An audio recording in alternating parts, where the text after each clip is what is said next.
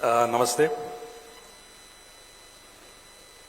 सूक्ष्म रूप में उपस्थित हमारे सारे संत सद्गुरु और जिन्हों कुछ हम जो जिन्हें अवतार कहते हैं, इस व्यासपीठ पे उपस्थित परम पूज्य आदरणीय स्वामी स्वरूपानंद जी,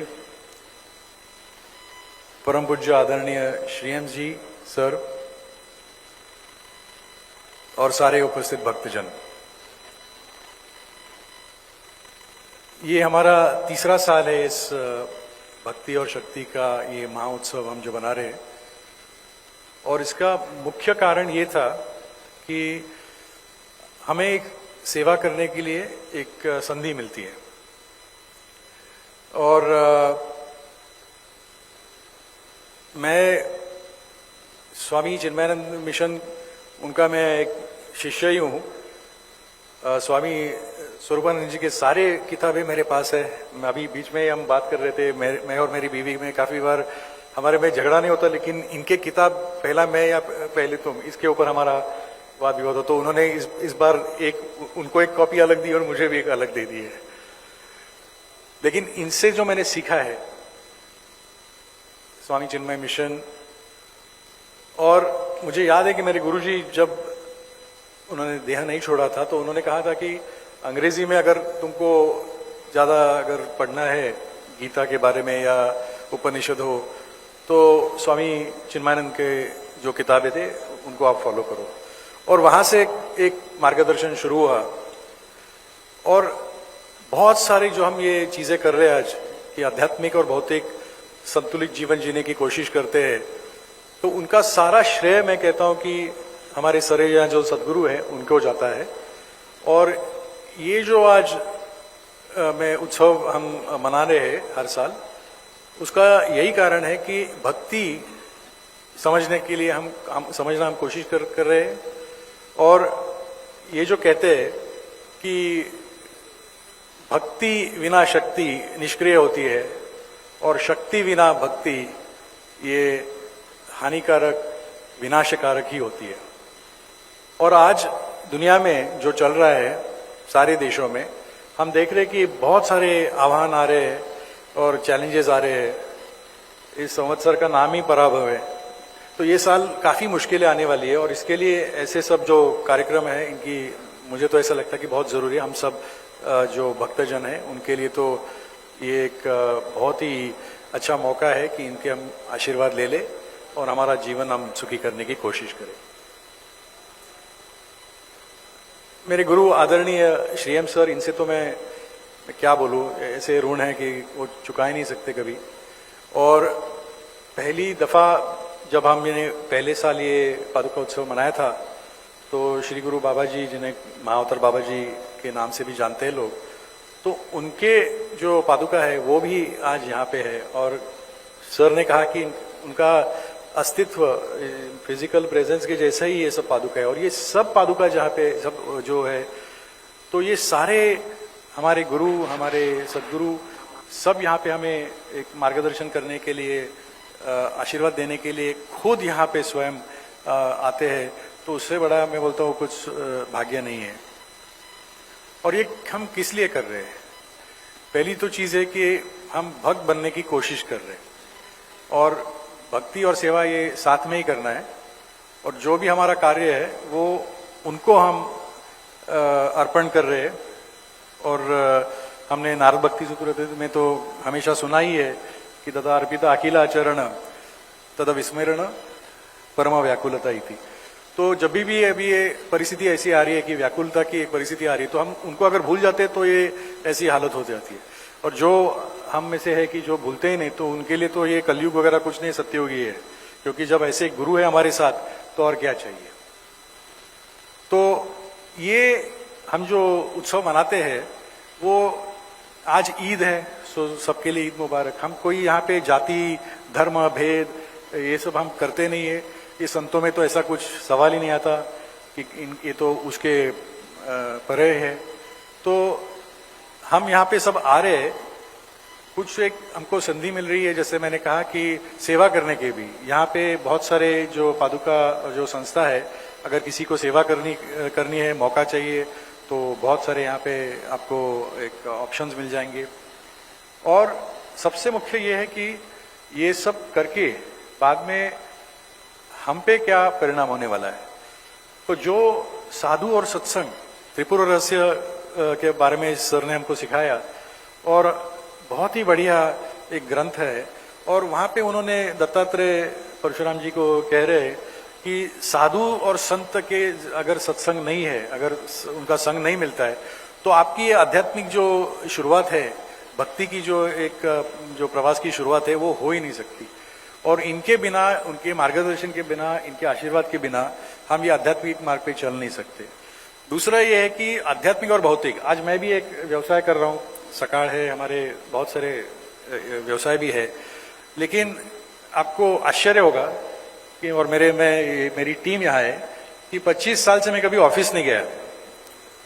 कभी अभी ये बुलाते हैं, कभी तो मैं जाता हूँ, या मैंने कैसे मीटिंग लिया है कि कुछ ये बैलेंस शीट्स क्या है, प्रॉफिट एंड लॉस क्या है, इसके ऊपर मेरे बहुत कम मीटिंग्स हुए रहेंगे।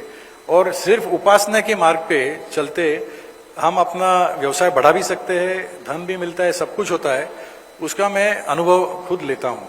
और मेरी अभी टीम भी ये सब कर रहे हैं। तो यहाँ पे हम सारे जो यहाँ हमारे सकाळ के जो परिवार के सब सदस्य ही है, ये खुद स्वेच्छा से और सेवा भावना से कर रहे हैं। ये कोई ऐसा हमारा कुछ ये कंपनी है और जबरदस्ती आपको बुलाया, ऐसा कुछ नहीं है।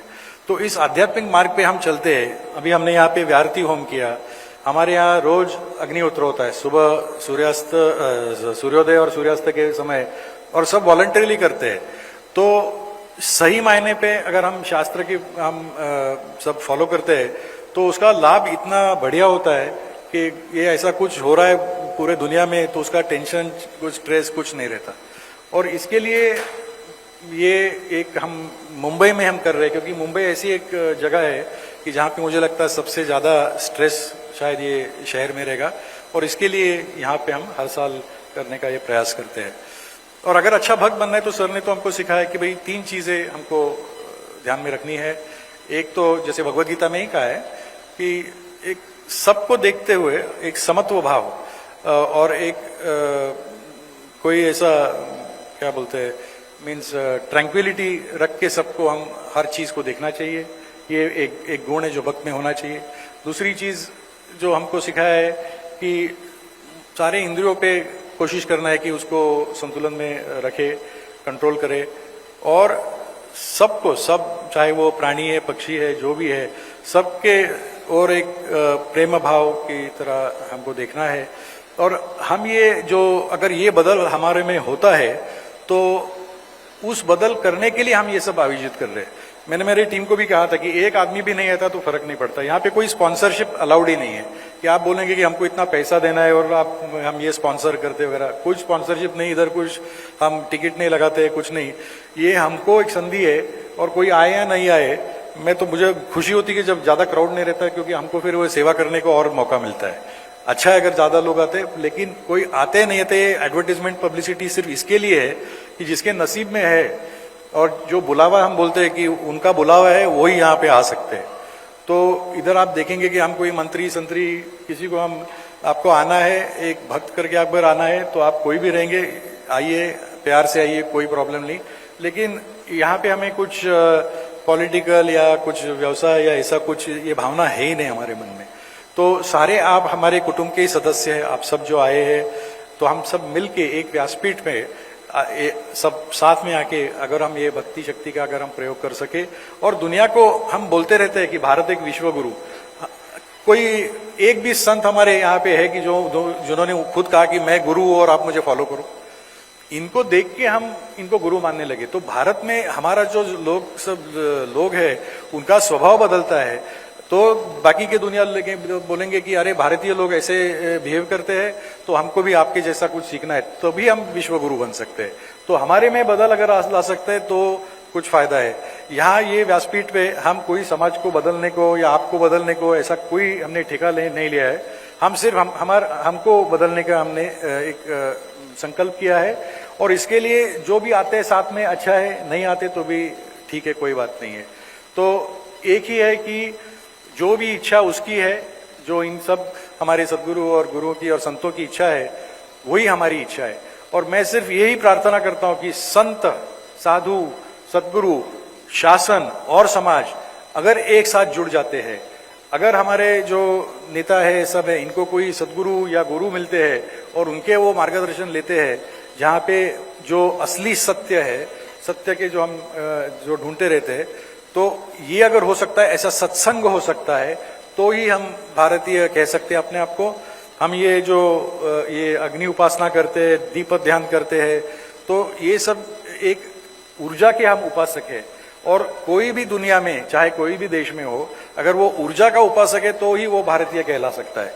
वो कोई ये देश में, ये ज्योग्राफी में पैदा हुआ है ऐसा कुछ नहीं है।